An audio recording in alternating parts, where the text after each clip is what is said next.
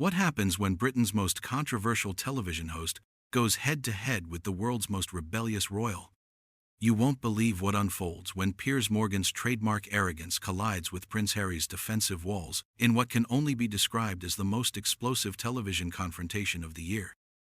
Tonight's episode delivered drama that nobody saw coming, ending with a dramatic walkout that left viewers absolutely stunned.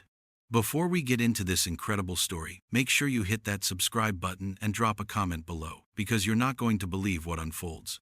The tension was palpable from the moment Prince Harry stepped onto the set.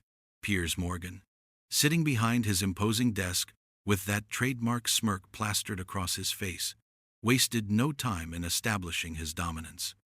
The studio lights cast harsh shadows as Harry settled into the guest chair, already appearing uncomfortable under Piers' penetrating stare. Well, Piers began, his voice dripping with condescension. Look who's graced us with his presence. The Duke of Sussex himself.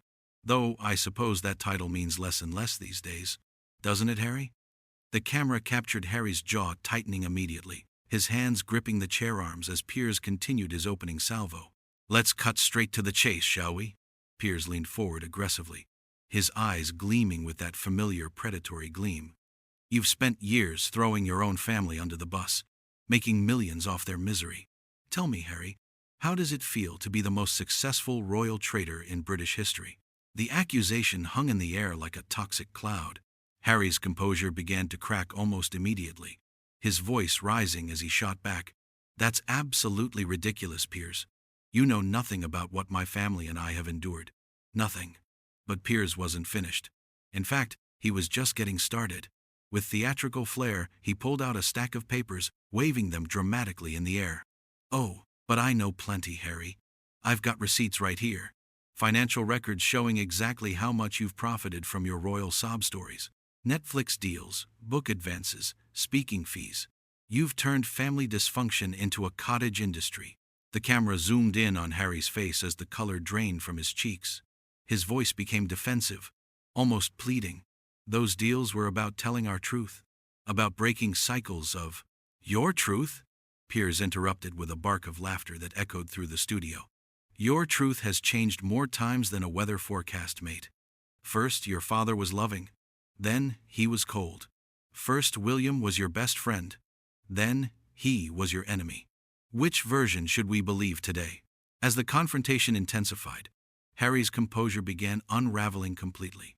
He shifted uncomfortably in his seat, his voice becoming increasingly strained. You're twisting everything, just like the tabloids always do. You're part of the machine that destroyed my mother's life. That's when Piers delivered his most devastating blow. Rising from his chair with theatrical precision, he pointed an accusing finger directly at Harry. Don't you dare bring Diana into this to justify your greed. Your mother would be ashamed of what you've become. A professional victim who sold out his own blood for Hollywood gold. The studio fell into stunned silence. Harry's face contorted with rage as he shot up from his chair, his voice cracking with emotion. How dare you speak about my mother? You know nothing about what she would think. But Piers pressed his advantage mercilessly, his voice rising to match Harry's fury. I know she wouldn't have wanted her son to become a whining, money-grabbing sellout who destroys his family's reputation for profit. She dedicated her life to service, while you've dedicated yours to self-service. What happened next sent shockwaves through the studio. Harry's hands were visibly shaking as he struggled to maintain any semblance of dignity. You're a pathetic excuse for a journalist, Piers, a bottom feeder who builds his career on other people's pain. Piers' response was swift and brutal. And you're a pathetic excuse for a prince who's forgotten where he came from. At least I'm honest about what I am. You're living a lie, pretending to be some wounded hero while counting your millions. The confrontation reached its boiling point when Piers delivered his final, crushing statement. The truth is, Harry, you've become everything you claim to hate. You're using the same tactics as the press you despise. Invasion of privacy, manipulation, exploitation. The only difference is you're doing it to your own family. Harry's breaking point had arrived. His voice became a roar that filled the entire studio. I will not sit here and listen to this garbage from someone who's never had to live under the microscope, who's never lost a parent to media harassment. Then don't sit here. Piers shot back with vicious satisfaction, gesturing dismissively toward the exit.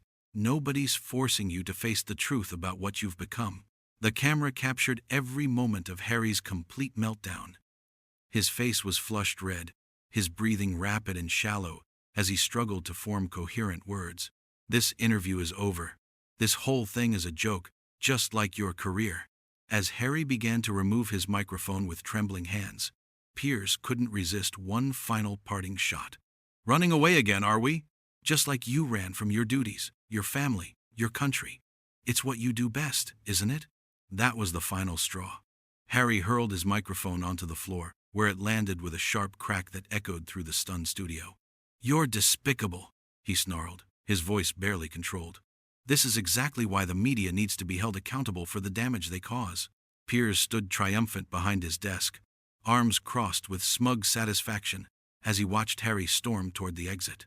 The only damage here is what you've done to yourself and your family's legacy, he called out mockingly. Harry paused at the studio door, turning back one final time with pure hatred in his eyes. History will remember who the real villains were in all of this, and it won't be me.